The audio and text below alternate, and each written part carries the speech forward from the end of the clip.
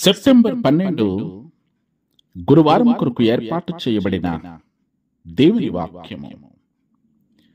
నీ నామమెరిగిన వారు నిన్ను నమ్ముకొందురు. కీర్తనల గ్రంథము 9వ సంకీర్తన 10వ వచనం. క్రైస్తవ విశ్వాసులముగా యేసయ్య పేరును విశ్వసించటం కష్ట సమయాల్లో మనలను బలపరుస్తుంది, నిలబెడుతూ ఉంటుంది. ఆయన నామమును విశ్వసించటం అంటే ఆయన వ్యక్తిత్వం గురించి ఆయన చెప్పేది నిజమని నమ్మడం ద్వారా ఆయనలో విశ్రాంతిని తీసుకోవడం. దేవుని నామములో నమ్మకం ఉంచటం వల్ల ఎలాంటి భద్రత ఉంటుందో దావీదుకు బాగా తెలుసు.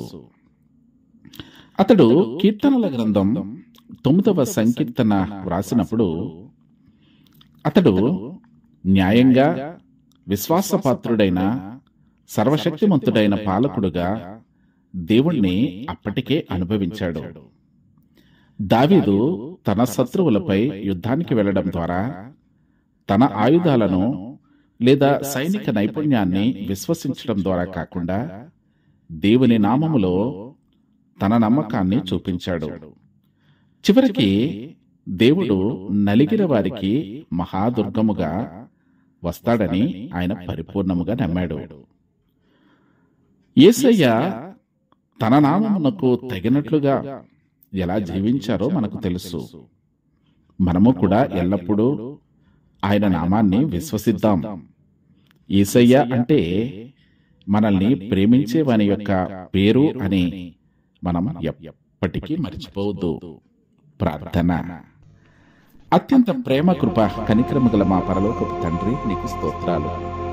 గడిచిన రాత్రంతయు సుఖమైన విశ్రాంతిని మాకు దయచేసి మా జీవితాలలో నీవు మాకు అనుగ్రహించిన ఈ నూతనమైన దినమును బట్టి నీకు వందనాలు.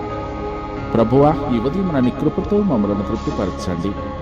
మేము చేసే ప్రతి కార్యములలో, మా బాధ్యతల్లో, మా ప్రయాణములలో నీ సహాయమును, సఫలతను మాకు అనుగ్రహించండి. సంవత్సరమును దయాకిరీటమును పొంది జన్మదినములను జరుపుకుంటున్న బిడ్డలను, వివాహ దినము, ఆయా ప్రత్యేకమైన దినములు జరుపుకుంటున్న బిడ్డలను మెండుగా దీవించి ఆశీర్వదించండి. ప్రభువా, బలహీనలను బలపరచండి. ఆర్థిక ఇబ్బందులలో ఉన్న బిడ్డలకు సమృద్ధిని దయచేయండి. తమ ప్రియులను కోల్పోయి వేదనలో ఉన్న బిడ్డలకు ఆదరణ, ఓదార్పు దయచేయండి.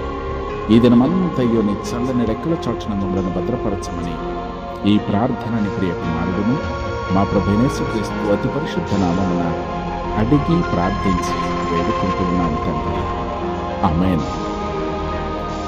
గొర్రెలకు గొప్ప కాపరి అయిన మన యేసుక్రీస్తు ప్రభుని యొక్క కృపయు, సమస్తమును వాక్శక్తి చేత సృజించిన పరమ తండ్రి అయిన దేవుని ప్రేమయు, పరిశుద్ధాత్మ యొక్క అన్యోన్య సహవాసం కాపుదల ఈ అరుణోదయ ధ్యానములు విని ప్రార్థనలో ఏకీభవించిన ప్రియులందరికీ, వారి కుటుంబాలకు, వారి విశ్వాస జీవితానికి దేవుడు సదా సర్వత్రా తోడుగా ఉండి ఈ దినమంతయు ఆయన కాపుదలలో ఉంచి విశ్వాసములో స్థిరపరిచి ముందుకు నడిపించిన గాక. ఆమేన్. ఆమేన్.